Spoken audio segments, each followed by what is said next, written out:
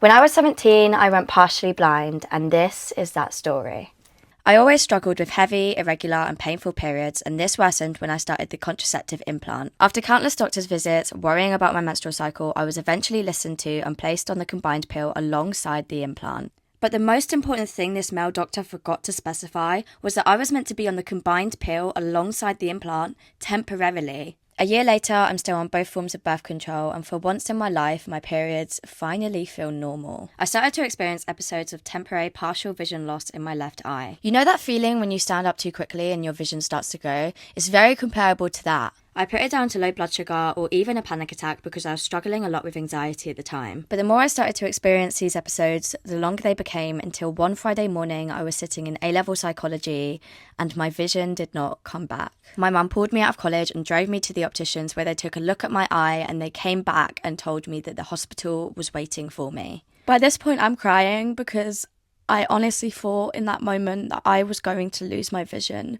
forever. After lots of blood screenings, eye tests and eye scans, they figured out that I was having a blood clot in my eye that was caused by the estrogen pill. But we still didn't know the root cause of the blood clot. So I had to keep going in every 3 months to get my bloods tested. About a year or so later, I got referred to a thrombosis and haematology specialist, and that was when I got diagnosed with APS. APS is the overactivity of the immune system that is triggered by genes, infections, hormones, or medications.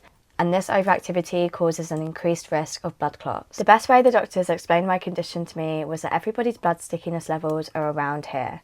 Mine are here, but when I was on the estrogen pill, it rose to dangerous levels around here, and that's what caused the blood clot in my eye. I have to take aspirin every single day for the rest of my life to ensure that I don't have a life-threatening blood clot. My APS explains my chronic headaches and my heavy and painful periods, but I think the scariest thing about my condition is that if I ever fall pregnant, I will be more prone to miscarriages or stillbirth. But that just means if I ever do fall pregnant, I will have to book in with my specialist doctors to ensure the safety of not only myself, but my baby too.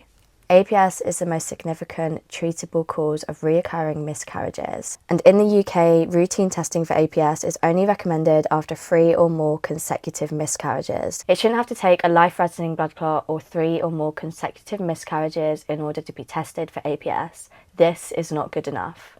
APS Support UK is the only UK charity dedicated to supporting anybody who is affected by APS. Their aim is to help achieve an earlier diagnosis and better treatment by raising awareness and helping to fund research into APS. I'll be tagging the charity down below for your research and/or donations. Happy World APS Awareness Day. Lots of love.